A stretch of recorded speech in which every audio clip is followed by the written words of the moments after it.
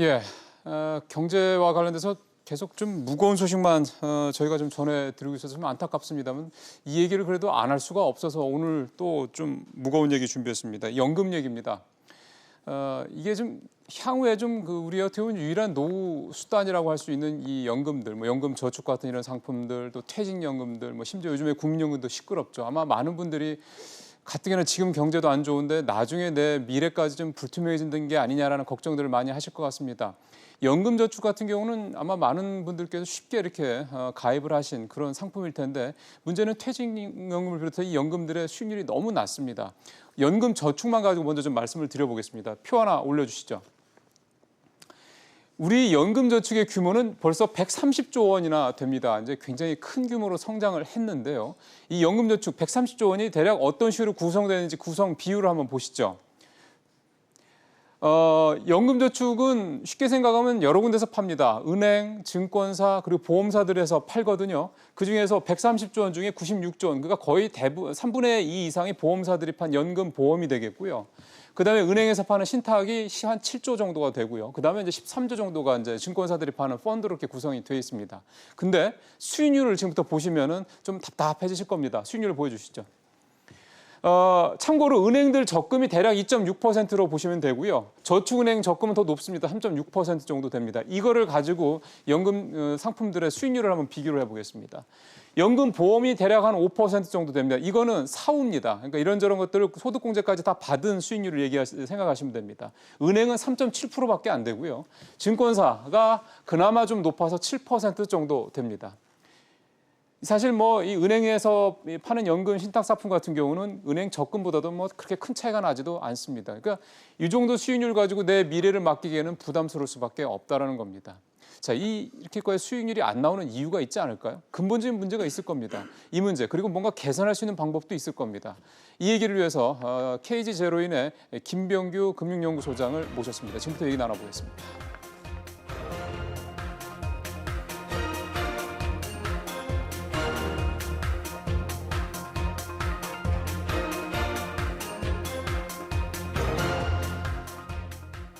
소장님 어서 오십시오.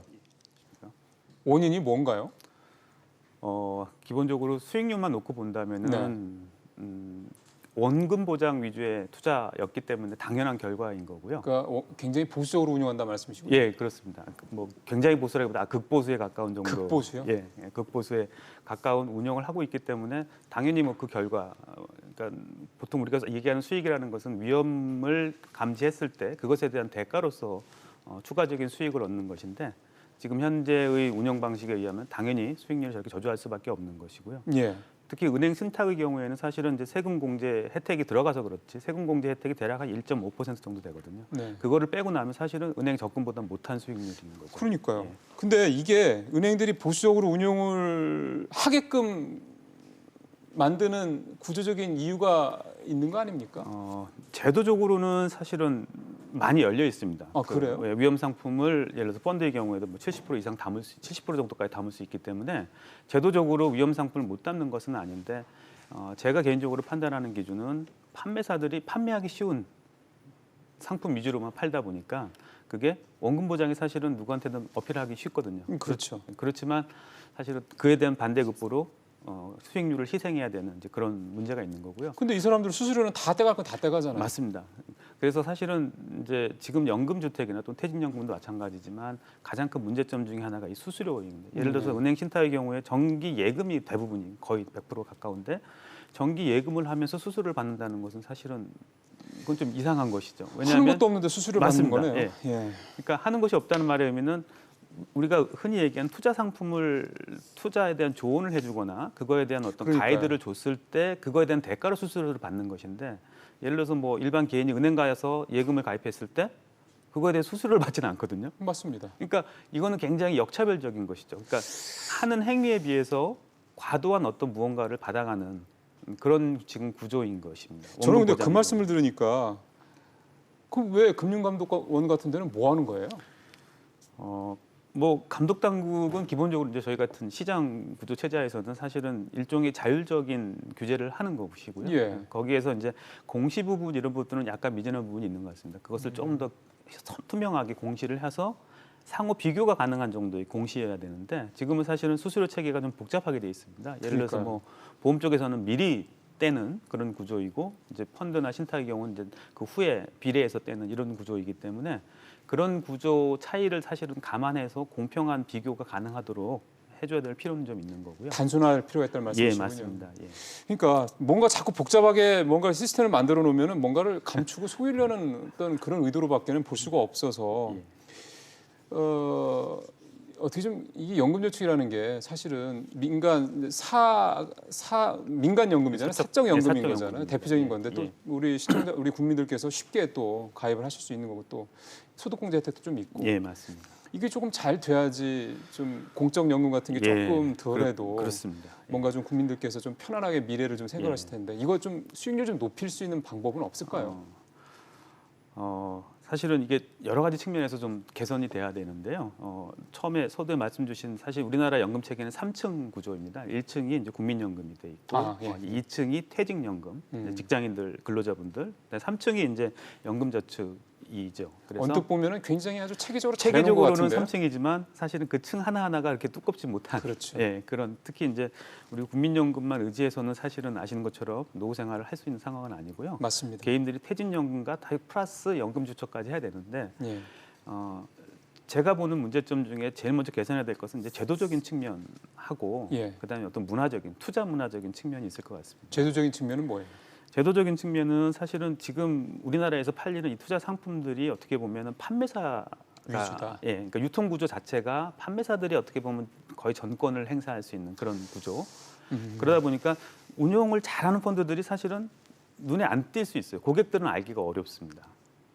그런 펀드들을 발굴해서 팔면 좋은데 그리고 판매사들의 대체로 형태가 단기 성과가 좋은 걸 팔아요. 맞아요. 예. 최근 3개월, 예. 최근 6개월. 근데 그런 거는 설명하기는 편하죠. 최근 좋으니까 사세요. 맞습니다. 근데 그런 펀드들이 투자의 세계에서 항상 그렇지만 이게 굴곡이라는 게 있거든요. 그래서 장은 계속 변하니까. 맞습니다. 그래서 지금 장기적인 성과가 좋은 것들을 주로 팔아야 되는 거고 앞으로 좋아질 수 있는 가능성이 많은 펀드들을 팔아야 되는데 과거에 좋았던 걸 팔게 되면 그거는 그 순간부터 또는 뭐 조금 지나면 바로 성과가 또 나빠지는 이제 이런 악순환이 사실은 지금까지 많이 이제 되어 왔고요. 운용사들도 또 그러면은 그 단기 성과 때문에 계속 바뀌게 맞습니다. 예, 그런 문화 때문에 실제로 펀드를 운영하는 매니저들도 조급하게 운영을 하는 그런 어떤 문화들이 나쁜 문화들이 좀 정착이 되어 있던 그러니까요. 부분이 있고요. 마치 예. 펀드 매니저, 우리나라 그 기존의 그 이를테면은 일반 펀드들의 문제점을 지적하신 거랑 똑같게 들립니다.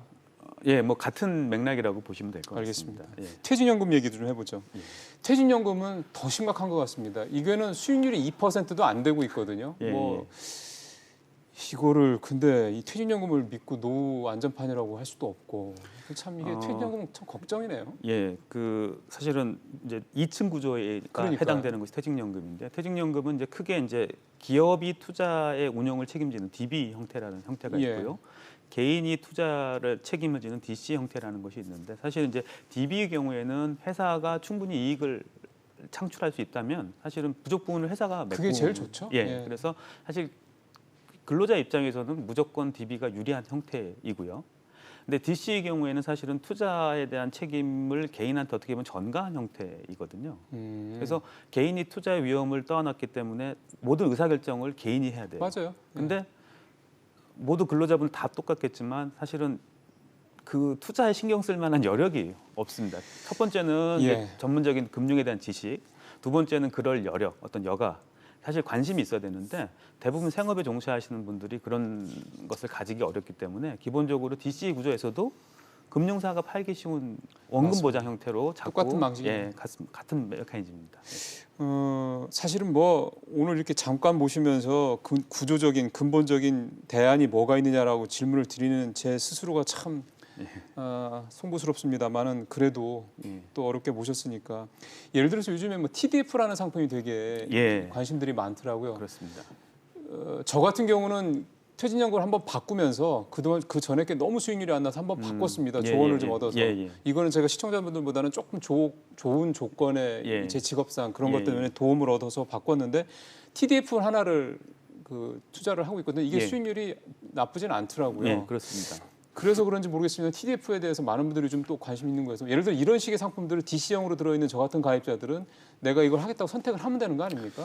예, 그런 류의 상품들이 그러니까 TDF라는 게 기본적으로 연령층 은퇴가 많이 남으신 젊으신 분들은 가급적이면 이제 위험 자산의 비중을 높여 좀 투자를 공격적으로 하고. 예. 반면에 이제 은퇴 시기가 얼마 남지 않으신 분들은 이제 위험 자산의 비중을 줄여서 안정적으로 투자한다는 그런 어떤 개념에서 출발을 한 것이고요. 사실은 어떤 개인들이 투자에 대해서 그렇게 적극적인 관심을 갖거나 금융 지식이 부족하신 분들은 차라리 그런 류의 펀드들이 사실은 편할 수 있습니다. 왜냐하면 신경을 안 써도 되고 이 펀드가 알아서 모든 것을 해준다 이런 개념이거든요. 예, 그래서 사실 이 TDF라는 펀드는 미국에서도 아주 급속도로 성장한 펀드이고 그 펀드가 사실은 그렇게 성장하게 된 배경에는 제도적인 뒷받침이 있습니다. 미국의 사례를 들면 그 디폴트 펀드라는 것이 있습니다. 예. 그것은 투자자가 투자를 하되 어떤 특정 펀드라는 걸 명시하지 않으면 그냥 말 그대로 디폴트로 자동으로 그 펀드에 투자가 되는 그런 선택 사항이 있어요. 미국에서는. 그래서 그 TDF라는 거는 사실은 우리가 알고 있는 최대한의 지식을 반영했을 때 이 이상의 더 좋은 펀드는 아직까지는 없다라는 자신감이 묻어 있는 펀드인 거고 그 펀드의 경우에는 그 개인 투자자들이 특별한 지식이 없더라도 투자하시고 은퇴할 때까지 오랜 동안 장기 투자하시면 적어도 금리 이상의 투자 수익을 가져가실 수 있다. 근데 단지 이제 그 단점이 있겠죠. 네, 그렇게 국내에 말씀하시면 도입된 너무 좋은 것 같으니까. 국내에 도입된 TDF의 경우에는 국내 운용사들이 이제 해외에 어떤 자문을 받거나 해외 운영을 위탁하는 형태로 돼 있기 때문에 수수료가 이중 구조가 좀 조금 세군요. 예, 그래서 사실은 장기 투자에서 가장 피해되는 것 중에 하나가 높은 수수료죠. 수수료, 예. 높은 수수료입니다. 이게 굉장히 이제 수수료를 계속 갉아먹는 수익을 그런 거기 때문에. 근데 현재는 우리가 그 가입하신 TDF는 이중으로 수수료를 내는 구조라는 거죠. 그런 구조가 좀 많이 있습니다. 알겠습니다. 그럼 그거는 우리 시청자분들께서 혹시 생각을 하실 때 예. 자세히 예, 상품을 꼭그 파악하시고 수익률, 총 보수를 감안하셔서 하셔서 하셔야 하셔야 될 것 같습니다. 예. 마지막으로 좀 시간 때문에 한 질문만 더 드리겠습니다. 우리 국민들 입장에서 봤을 때 이 연금 되게 이제 불안해하시고 걱정하시는데 예. 사적연금 특히 오늘 연금저축 얘기하고 퇴직연금 얘기하고 있습니다만 한 말씀 좀 조언을 좀 해주시죠. 어떻게 좀 준비를 하면 좋을까요? 사실은 이제 이게 눈에 보이지 않는 단시일 내에 문제가 부각되는 그런 문제가 아니다 보니까 예. 사실은 생업에 바쁘신 근로자분들이나 자영업 하신 분들도 대부분 처음에는 소홀하시기가 쉬워요. 그러니까요. 그래서 특히 이제 퇴직연금, 연금 다 마찬가지지만 가장 중요한 것 중에 하나가 이 투자자들 교육입니다. 그래서 이분들한테 꾸준하게 연금의 중요성을 계속 이제 특히 어린 나이 때부터 가급적이면 교육을 해서 스스로 준비할 수 있는 어떤 그런 문화, 어떤 장기 투자 문화 이런 것도 형성이 되어야 되고요. 그다음에 제도적인 측면에서도 분명히 아까 말씀드린 TDF나 이런 것들이 조금 더 활성화될 수 있는 제도적인 어떤 기반이 마련돼야 되는 것은 사실입니다. 저희가 나중에 기회를 봐서요. 이 연금이랑 이런 부분에 대해서는 조금 더 구체적인 말씀 또는 조언을 좀 듣는 시간을 좀 저희가 따로 좀 준비를 좀 해보겠습니다. 오늘 말씀 고맙습니다. 예, 감사합니다.